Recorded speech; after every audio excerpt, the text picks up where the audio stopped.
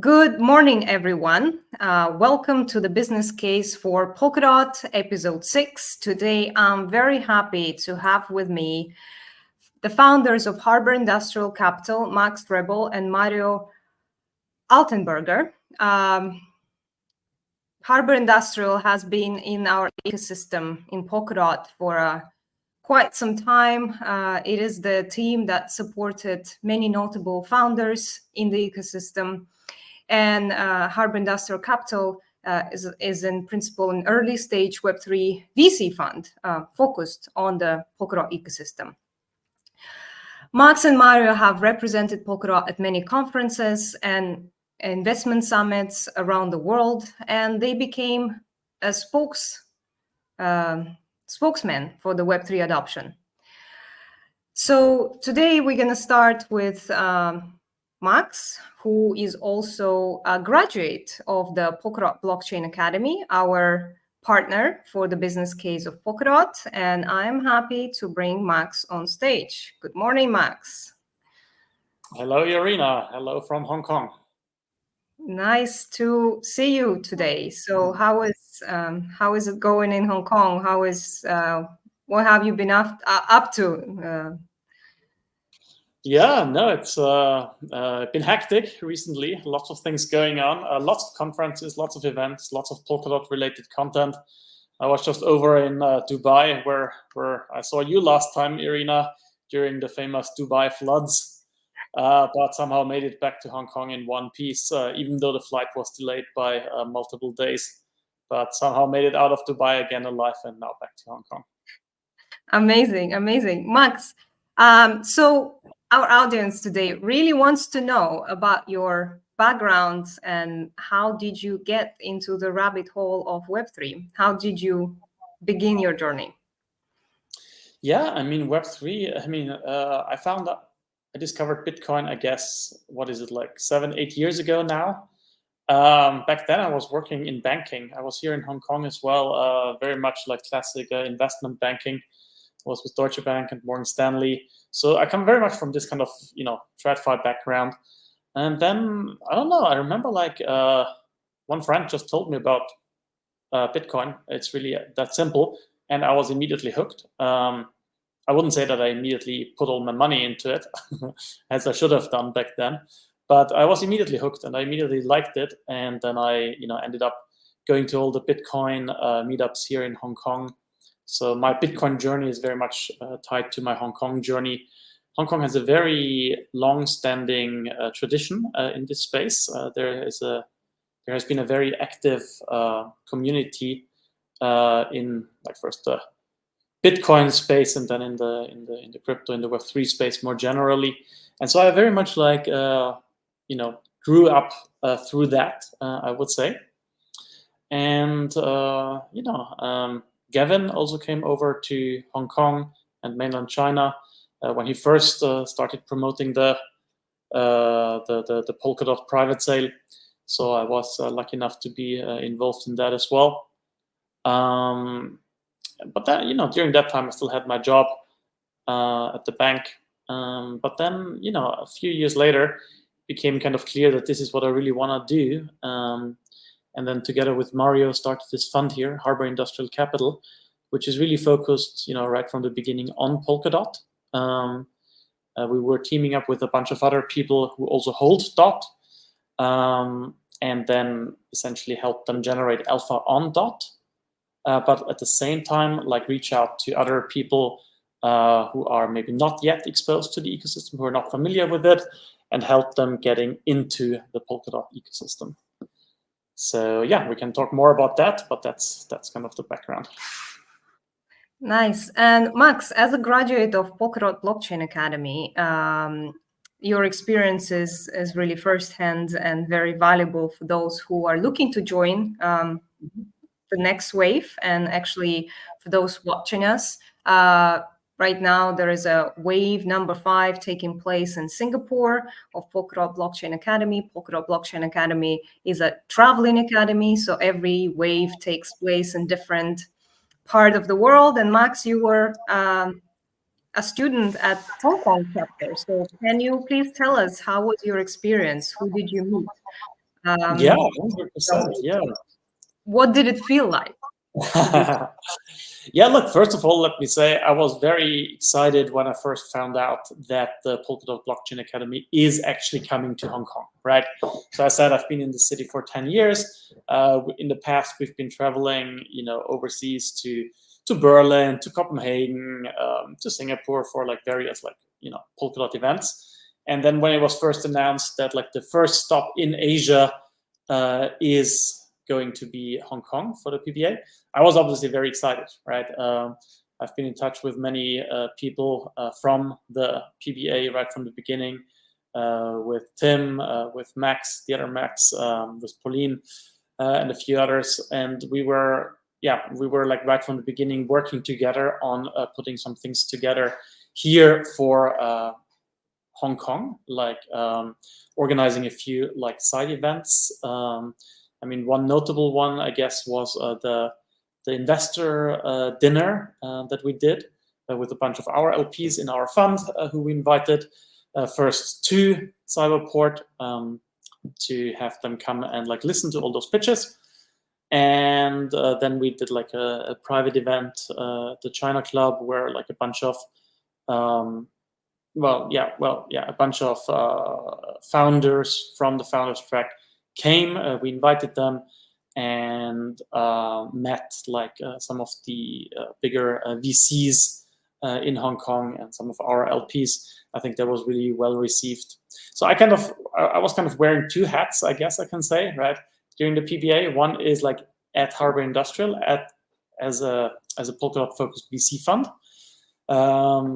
supporting and investing potentially in projects, and we did end up investing in projects that were at the PBA in the end. And then at the same time, I was also in the founders track myself, right? This is something I really wanted to do, and I think it's like a brilliant opportunity as well at the PBA to be part of the founders track. Because obviously, you never stop learning, you never stop making new connections, right?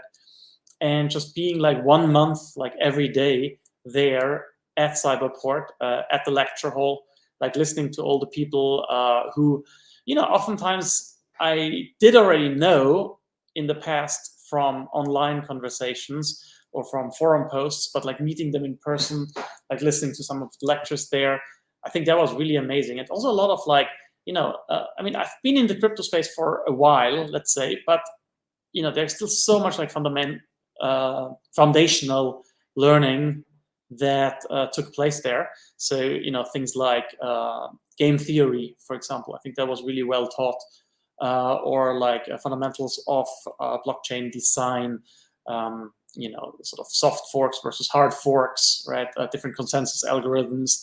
So there are a lot of things that even if you're like quite deep in the space already, and that that you heard of, that you kind of are aware of, but there is so much more that you can where you can dive deeper into it and really get this foundational knowledge. And I think that's exactly what the PBA does provide.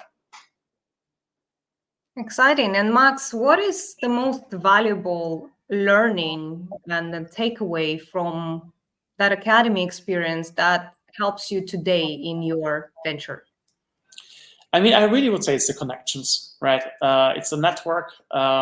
It's the people you meet. As I said, without mentioning any names for now, but like we did end up investing as a fund into projects that were there, right? We would likely not have actually invested there if it wasn't for the meetings that took place during the PBA. So it's network is kind of everything in the crypto space. Yes, everyone is hanging out on Telegram channels or on Discord, but it is a different thing if you meet these people in person, especially if you really spend like an entire month together and have an opportunity to build up like a meaningful relationship. And I think this is what happened there. Great. And Max, so please introduce us your team. We have Mario with us here. I'm going to bring Mario on stage. Yeah, fantastic. So Mario is a fellow Austrian here. We met here in Hong Kong. And yeah, Mario, let me hand it over to you to say a few introductory words. Thank you, Reno, for having us. It's really always a great opportunity to communicate with the Polkadot community. And our story is, as Max mentioned, we're both based in Hong Kong. We're both from Austria. Apart from that, our backgrounds are quite different. So Max went via London School of Economics, and then like Shanghai, his PhD, to Hong Kong, and worked more on the research side of TradFi. Myself, like going to Paris, and then like did my master's in New York, and then helped Bank of China to build up the international capital market business. And it was really during COVID, when Max and I had more time basically to exchange ideas. And he was always a big crypto enthusiast, and frankly, he did a good job at convincing me as well. So when he told me about Polkadot, I think it was around 2020, he was in it obviously much earlier. I said like, oh, okay, this actually sounds like solid technology. This sounds like this can make life easier for people, for corporates. And we decided to invest more into the Polkadot ecosystem. And then we saw the auctions coming up, for the Parity auctions. We found this was a very interesting way to support projects, but also to deploy capital. So we decided to do that ourselves, like privately, to invest more in that. And then more and more friends asked us to join and to invest with us. So we decided to set up a fund. And we've been operating the fund now for over 2.5 years now, and supported 23 projects. And I must say it was really a great journey. You learn a lot, you meet a lot of great people. Like last week at the decentralized Lugano, that Sidetail and BIL put together. It was really, again, a great opportunity to meet people from the ecosystem, but also bringing in new people. So I think it's really this kind of energy. You see firsthand the projects, what they're building. And even in the last 2 years, like 22, 23, obviously was a difficult time for not just crypto space, Polkadot overall, for VC and for many other markets like real estate as well. But talking firsthand with those projects and what they're building, we got more and more excited about them, and we supported them in the darkest times. And obviously, we're very happy to have done so. And it's great to see that those projects are doing well. Like you might have seen, like last week, Peak Network, which we supported last year to get the slot. They just finished the funding round. I believe it was 20 million raised at a 1/3 billion valuation, so 333 million. So it's great seeing the projects making progress. And as Max mentioned, we also met some new projects at the VBA, like Mandala Chain and others, and we already helped them to get the Parachain slot. So it's really a great journey, and there's still more work to be done, a lot of wood to chop. So yeah, very happy to be in this space. Exciting. And Mario, Max, what business cases brought you to Polkadot? Was it the fact that Polkadot did auctions with this unique model of crowd loans for Parachain slots, or perhaps you identified some unique business cases and unique teams who brought this, very innovative ideas to the market, and as investors, you thought, this is the next big thing. So, what was for you that next big thing business-wise in Polkadot? For sure. Maybe I'll take this one. So, look, I mean, I've been in the space for quite a while. Bitcoin, Ethereum, right? And this was like during the time when there was a lot of debate around scaling, right? And like how to make Ethereum more scalable. We all remember those times when, gas fees were spiking and the Ethereum chain was completely congested. And, it was also around the time when Gavin, came up with an alternative way to achieve scalability, interoperability, and decentralization to tackle this trilemma in my opinion, more effective way than it had been done on Ethereum. And it is really this idea of interoperability that kind of stuck with me, right? The idea that you have like different parachains that are in themselves highly adaptable to different use cases, that can optimize for certain trade-offs that are construed by this trilemma, but at the same time still inherit the full decentralized security of the relay chain, right? This, in terms of interoperability, is really something that stuck with me. And nowadays, I almost feel like it's not that sexy to talk about that anymore.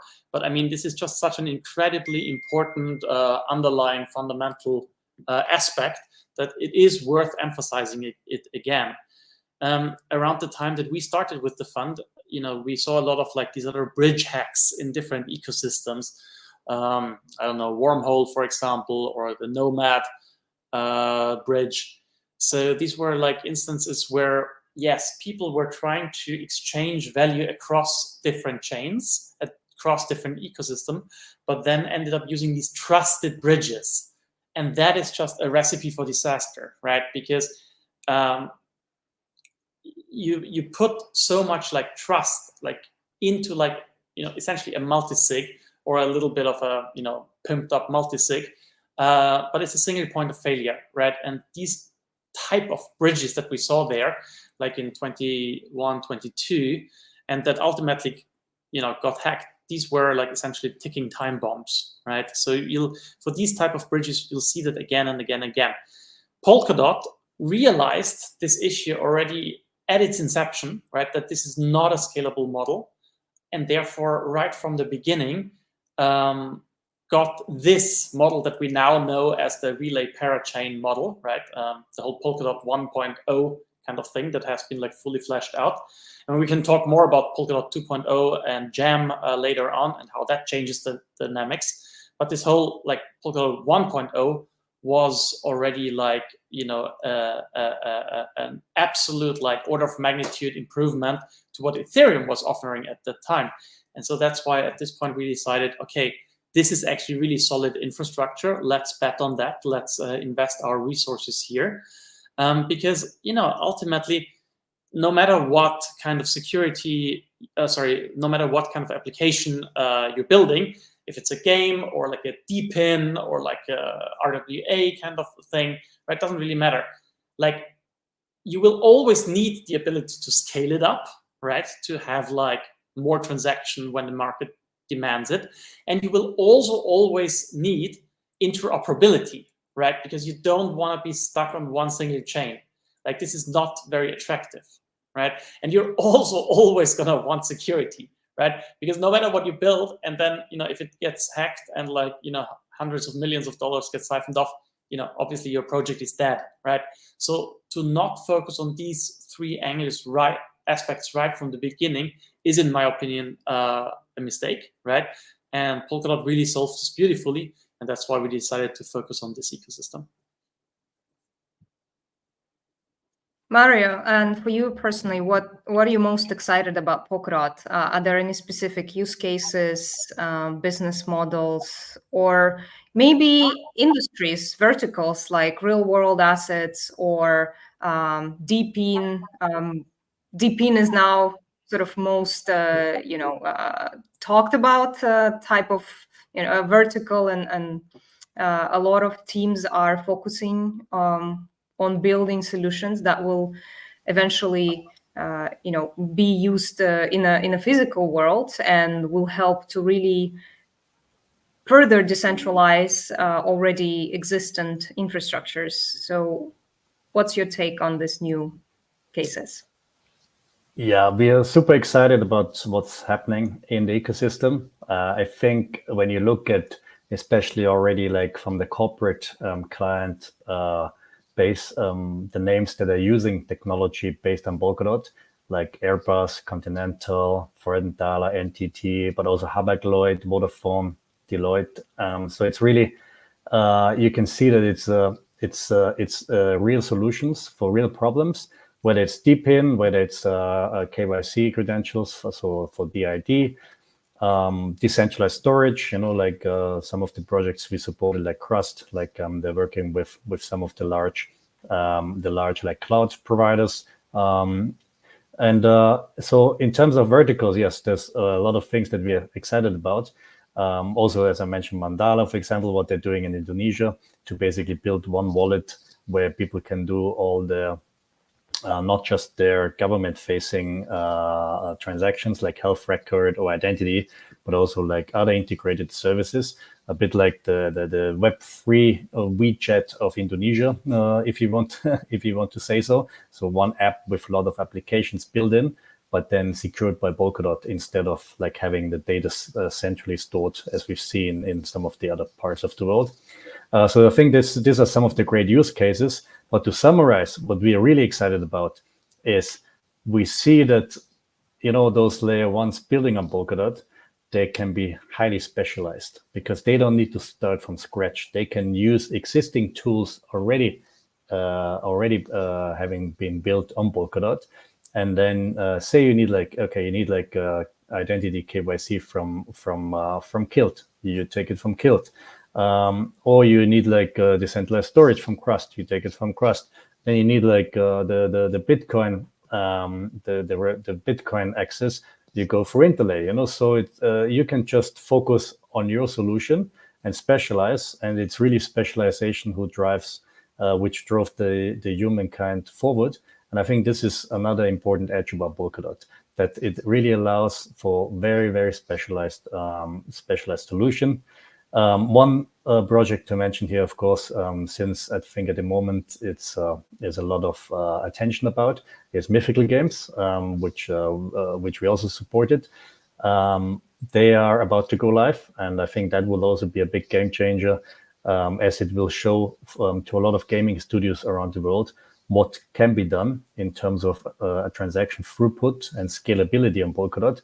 And I think that will also be very important to get more retail attention. So we have the corporate solutions, which is great, paying customers there, but also on the other hand, getting more and more of the B2C or so-called retail adoption.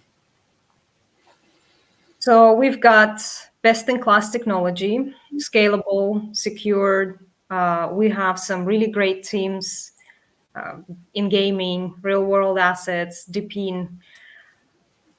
So it looks like Polkadot is ready to take a next step, to take a leap forward. And for those of you who haven't seen the interview of Dr. Gavin Wood with Raoul Pal, I highly recommend you to check it out because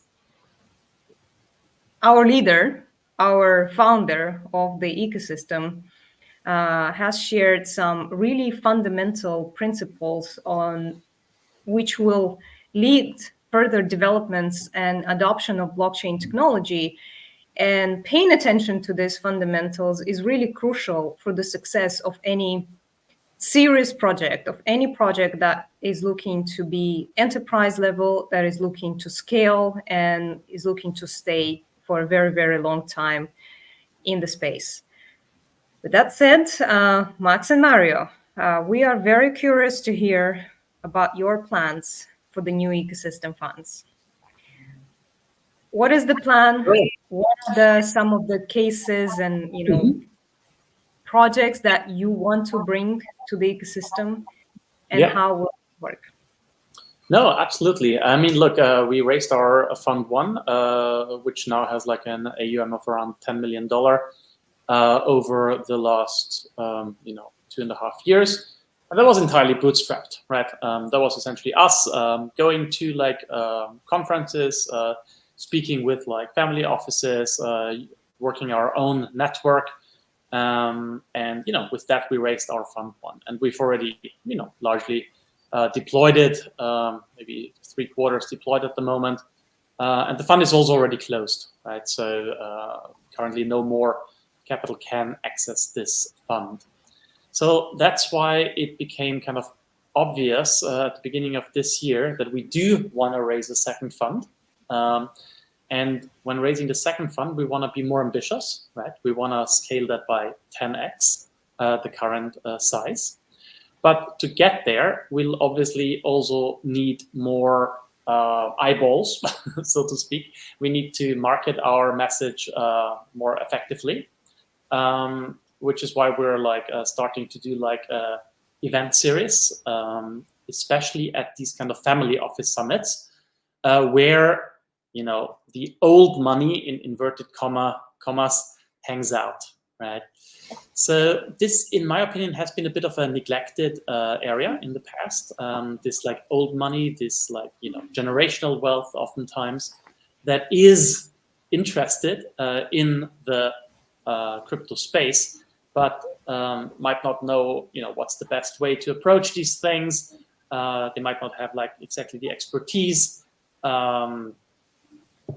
They might not have like the right partners there, right? But there is a general interest. Now, especially, Bitcoin hitting its all-time high again, right? Like people are talking about it. It's in the media.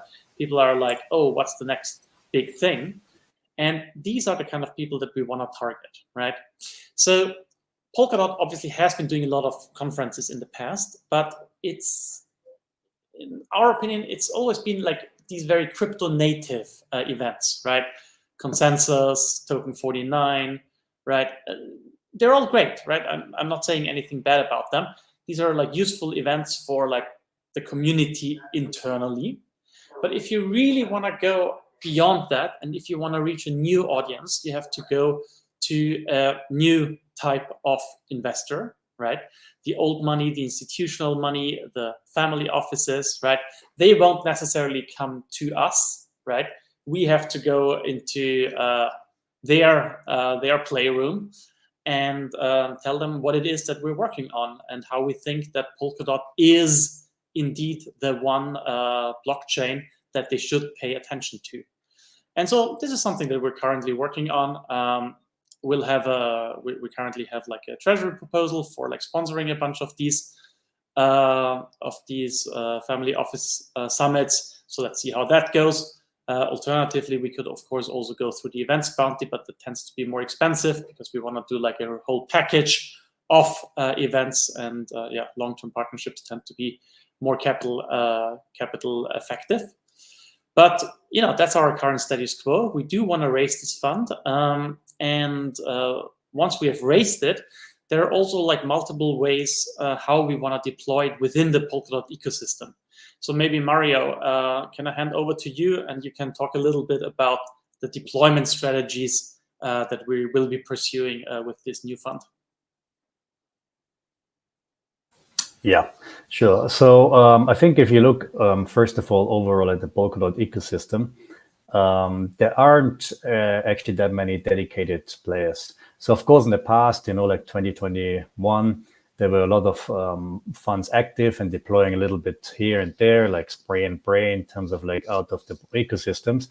But in terms of actual institutional players or funds investing in the space, it's basically just Sitel, obviously, which has been a big supporter of the ecosystem, and us. Of course, there's other big players like James, DFG, and so on, but it's more like his own investment.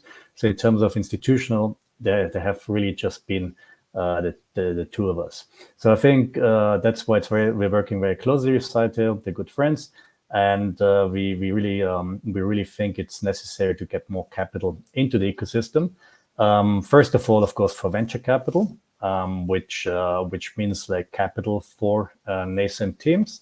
So for like pre-seed rounds, seed rounds, but then of course also for follow-on rounds, because you want to make sure that these projects have enough capital to go along.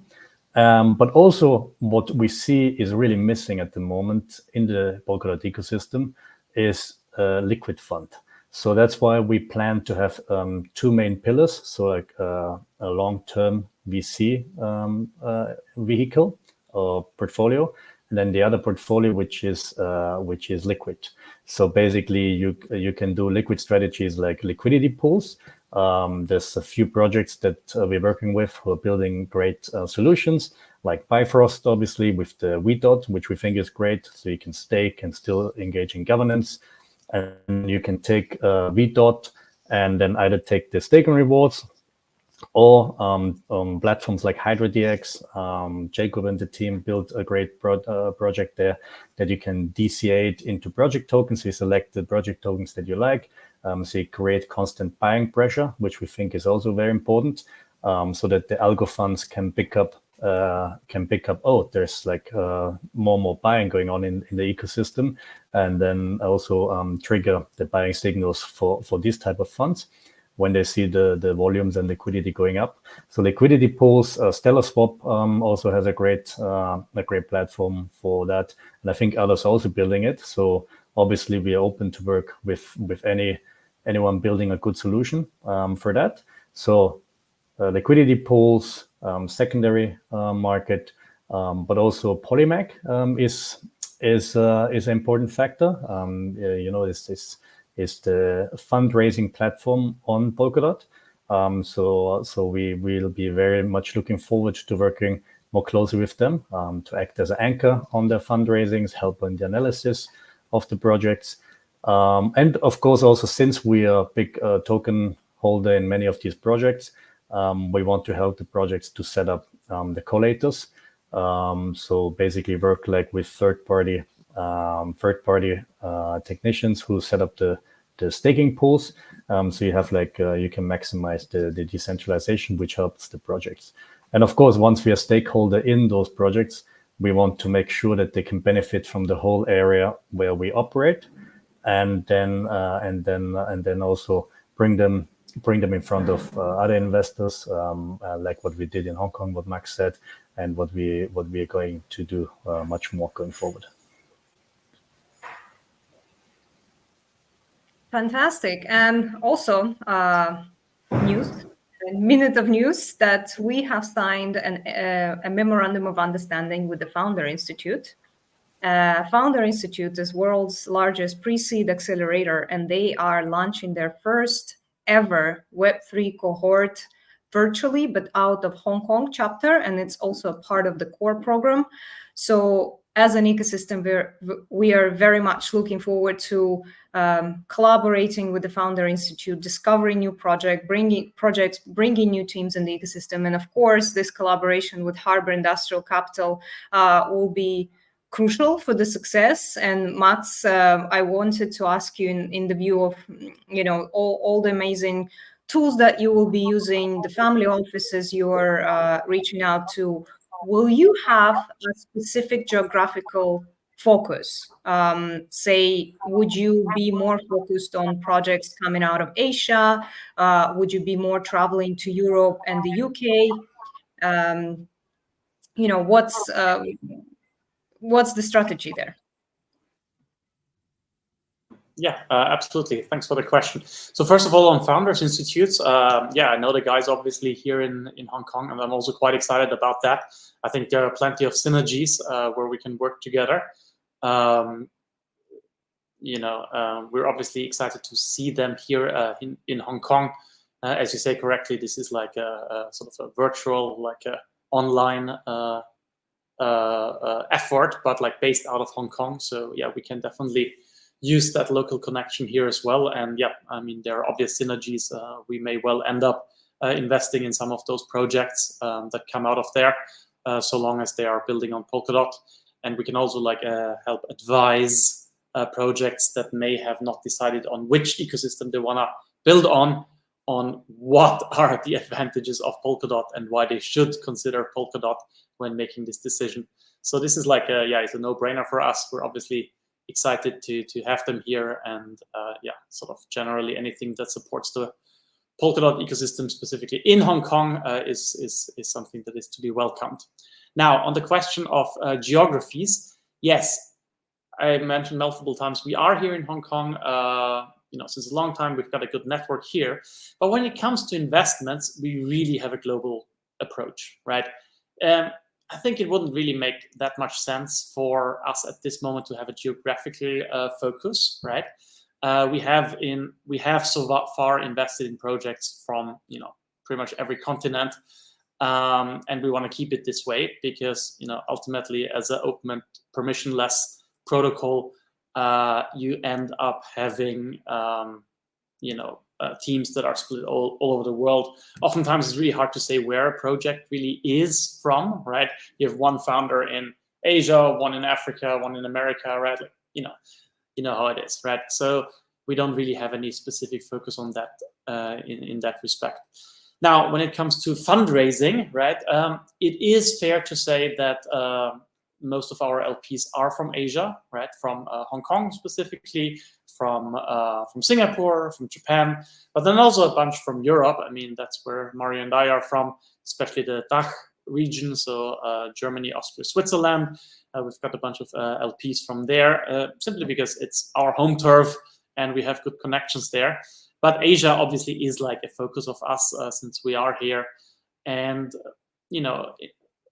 last thing I want to say on this is like, in Asia, specifically these family offices, you really see a lot of appetite in these for these kinds of investments, right?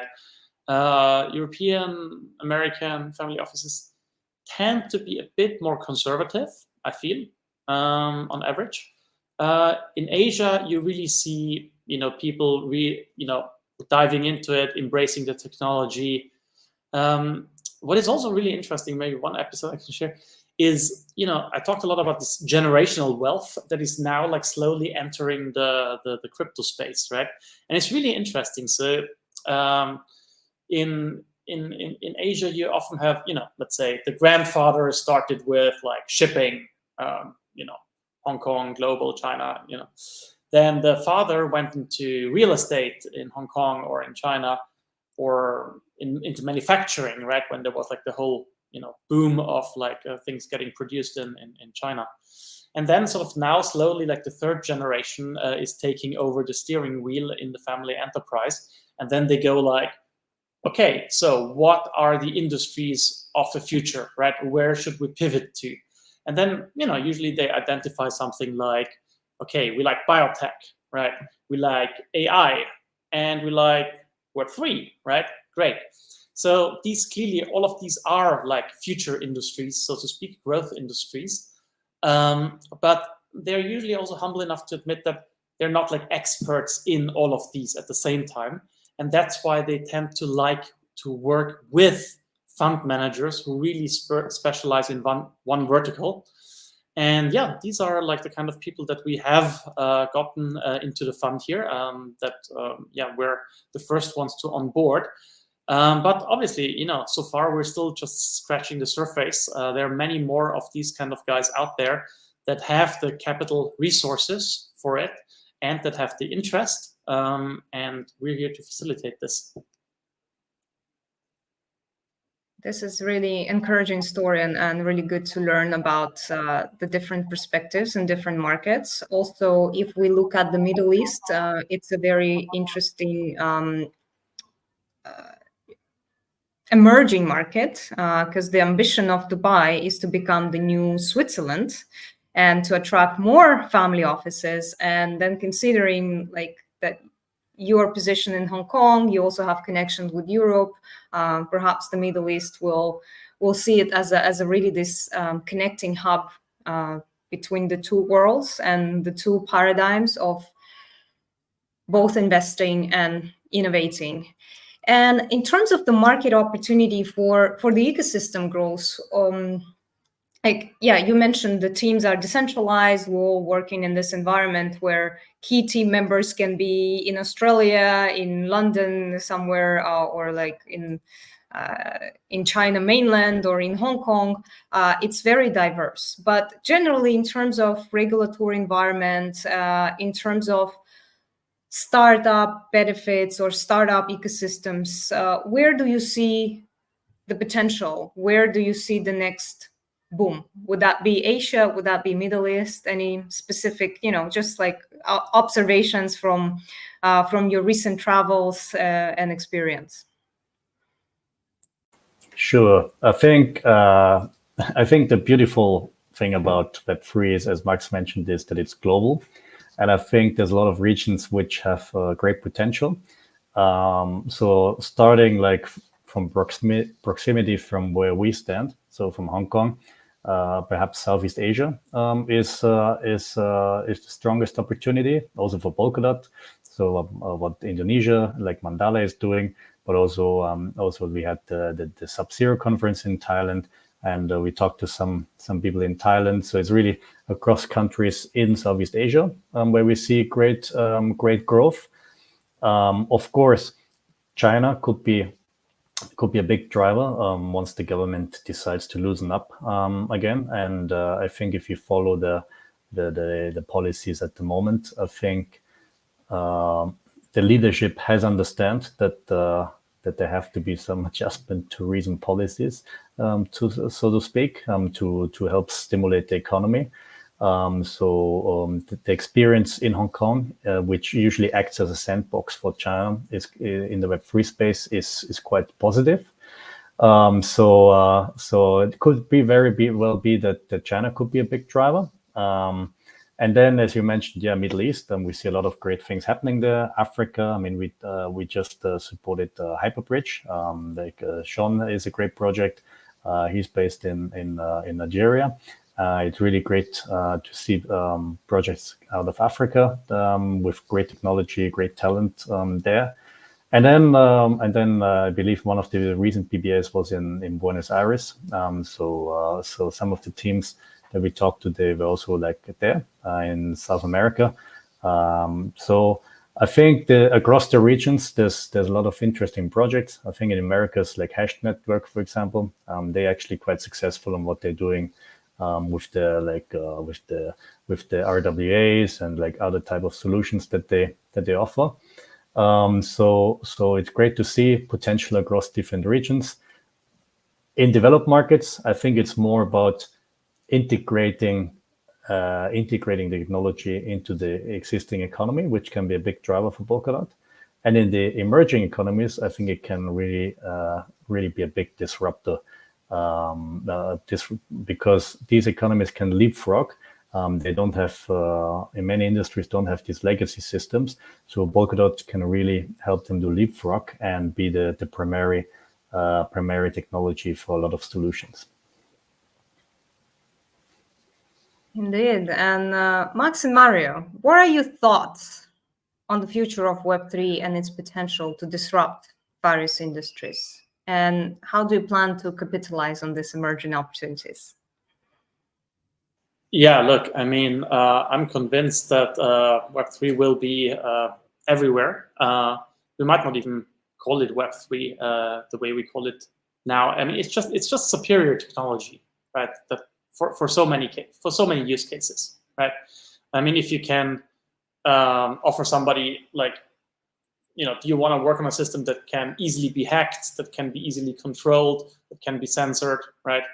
Or something, or that can be manipulated by certain parties, or something that is open, transparent, censorship resistant, right?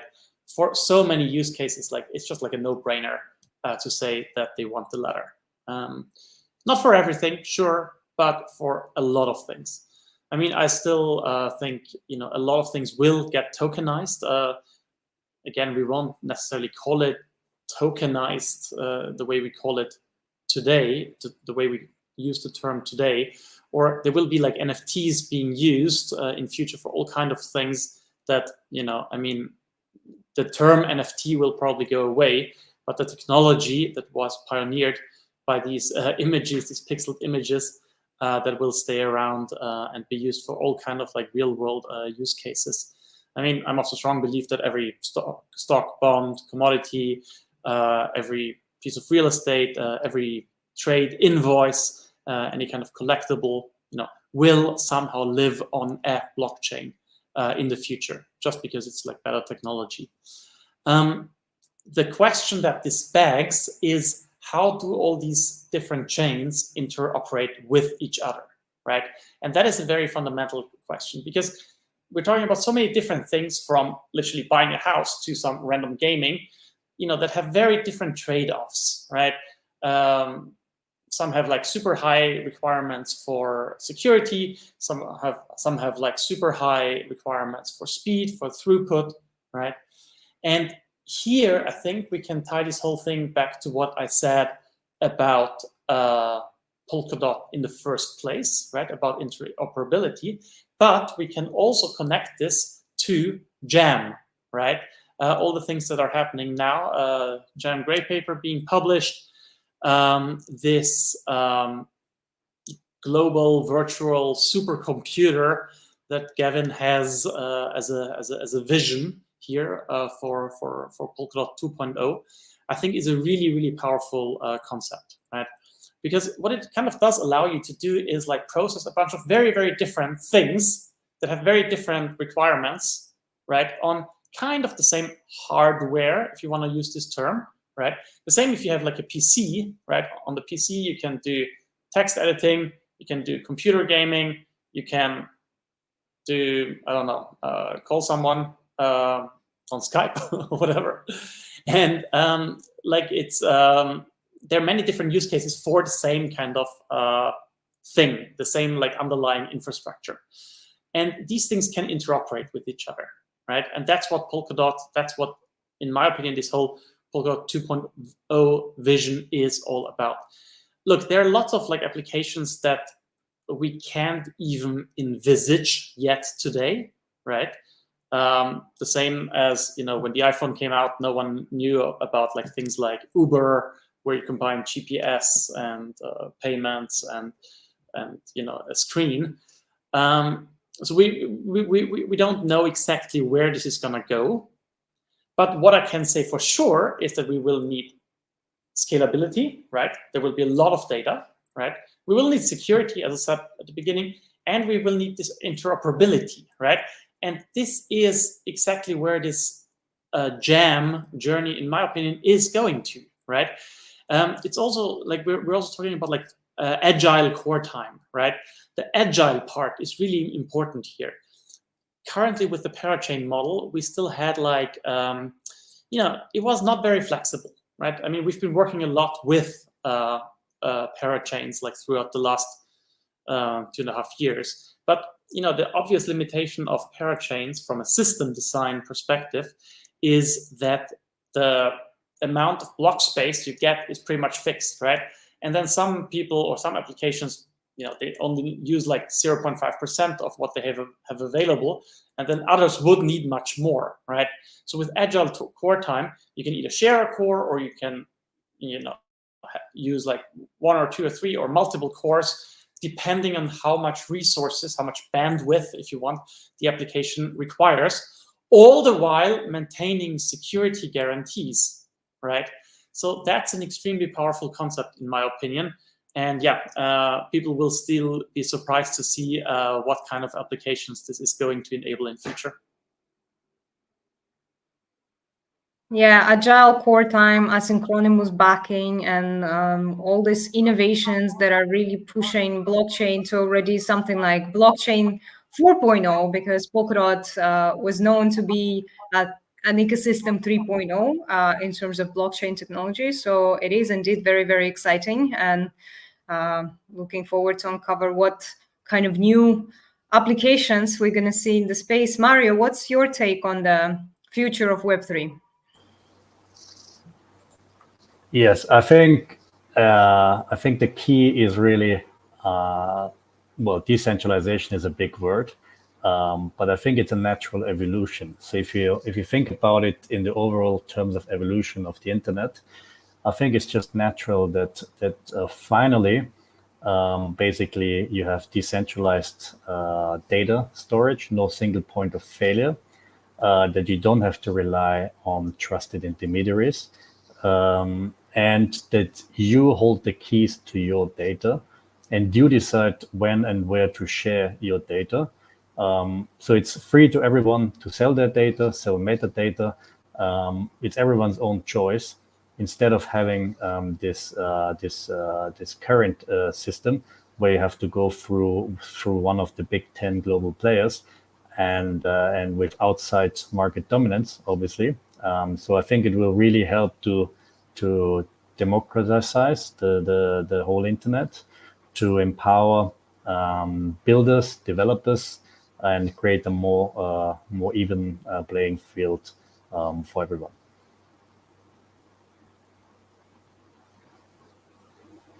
the future is bright, in other words. And as we are approaching the end of our conversation, which has been super insightful, and I hope those of you watching us live have learned a lot about the overall Polkadot ecosystem, some of the investment strategies, and the future plans of Harbour Industrial Capital.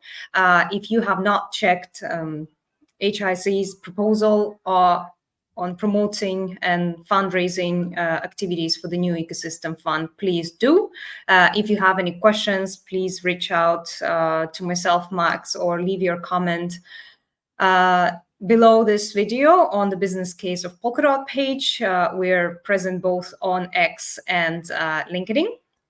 And my final question to you, what would be your advice to aspiring founders, to people who are exploring the Web3 and are looking to come and build their next application, both in general in Web3 and perhaps specifically in Polkadot ecosystem?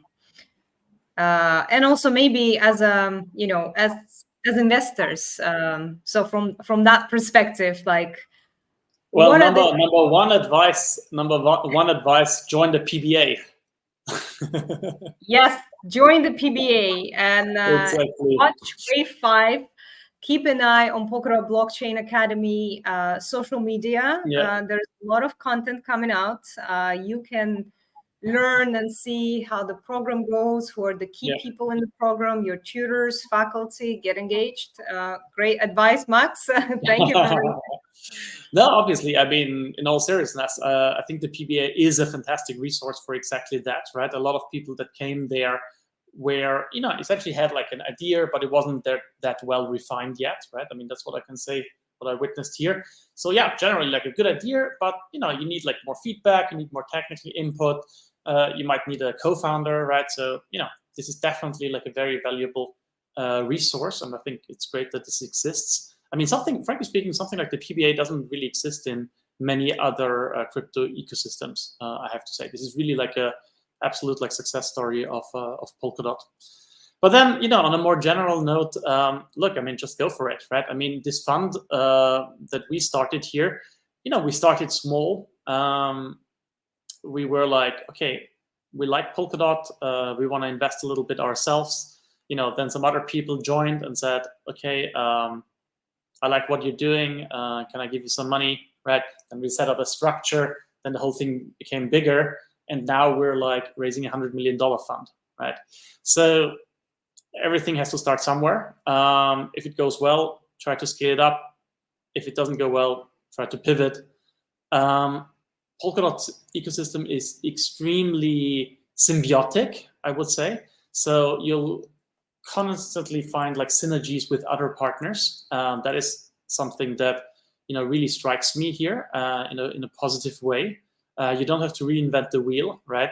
See what other existing solutions are out there and leverage off those, right? Focus on your core principle, on your core value add, the one thing that you're really good at, and work with partners that are already providing like these services that are in Polkadot already, to piggyback on top of these, rather than reinventing the wheel. Mario, anything else from your side? Yep, I think that's a great summary. Think about the team. Team, I think, is the key, and then have a refined idea. And then when it comes to fundraising, have a clear idea. Want to be realistic, but also don't go out too early, because in the end of the day, equity is the most expensive way of financing. So we like to see founders putting skin in the game. I think like if you watch the movie The Founder with McDonald's, it's an interesting case where the guy mortgages his house.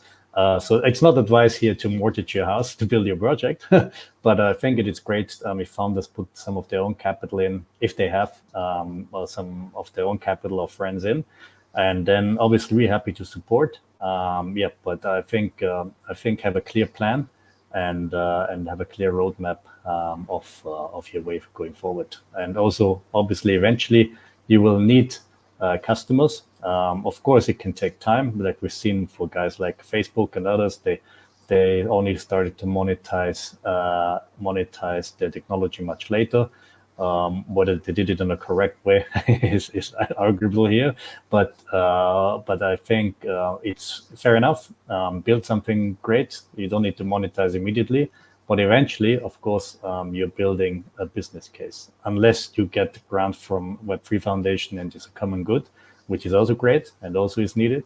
But otherwise, think about long term. How can you be profitable, and what can be your business model? Fantastic advice. Founders, build your business models. This is what is much needed in the space. The space is very mature already, and you need to think long term. You need to put your skin in the game. This is some of the highlights of advice from Max and Mario today. And last but not least, as we're wrapping up our episode, where can people find you? Where can we follow you? Or if anybody has questions or would like to support the new fundraising project, marketing and creation of the Ecosystem Fund, how can they reach out to you? Yep, I mean we have our Twitter account, Harbour Industrial Capital. We have a LinkedIn account, Harbour Industrial Capital. You can find us personally also on LinkedIn or like on email. It's info@harbourindustrial.com. Or I'm sure there's always a way of an introduction as well. So we're always happy to hear your story and to see where we can help or connect you with the right people. And we'll also be on a few of the forthcoming summits. So we'll be at Decoded in Brussels, obviously. We'll be at the Web3 Summit. We'll also be at Token 49 in Singapore. So happy to connect with everyone in person. Fantastic. Looking forward to meeting you at Decoded.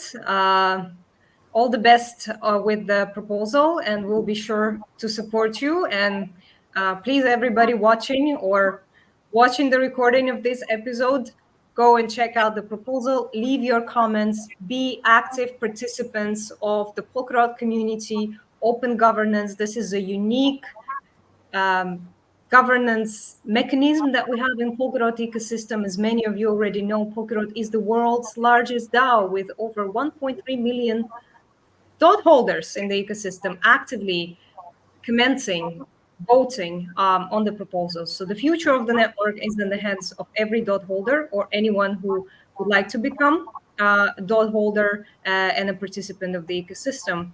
And we're building here something really, really, really exciting, the next generation of the internet. Mario, Max, thank you so much for sharing your knowledge and your advice with us today. And see you soon. Thank you, everybody, and have a great day, morning, or evening. And we'll see you next month on the business case for Polkadot.